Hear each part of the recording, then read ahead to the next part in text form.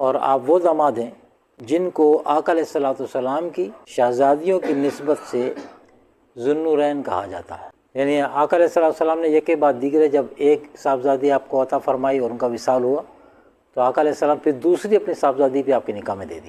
تو ذو النورین کا مطلب آپ کو پتہ ہے کہ دو نور والا ہوتا ہے۔ تو آقا علیہ السلام کی شہزادیوں کی نسبت سے آپ کو دو نور والا پکارا جاتا ہے۔ یہاں بھی ایک بات بھی اور کلیئر ہوتی ہے، عثمان غنی ذو النورین رضی اللہ تعالیٰ عنہ کو، یہ تقریباً تمام مسالک کے لوگ ذو النورین کہتے ہیں آپ کو، عثمان غنی ذو النورین، اس پہ کسی کا اختلاف نہیں ہے۔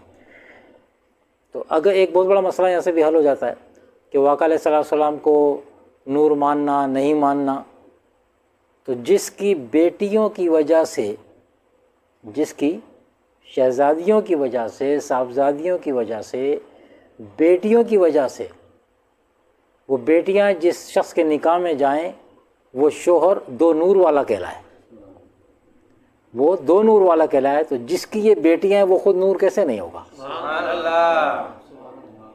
بس اللہ تعالیٰ ان کو سمجھنے کی توفیق عطا فرمائے۔ مزید ایسی نئی ویڈیوز دیکھنے کے لیے ہمارے YouTube چینل پیغام نقشبند کو سبسکرائب کریں اور ویڈیو کو شیئر کریں۔ جزاک اللہ۔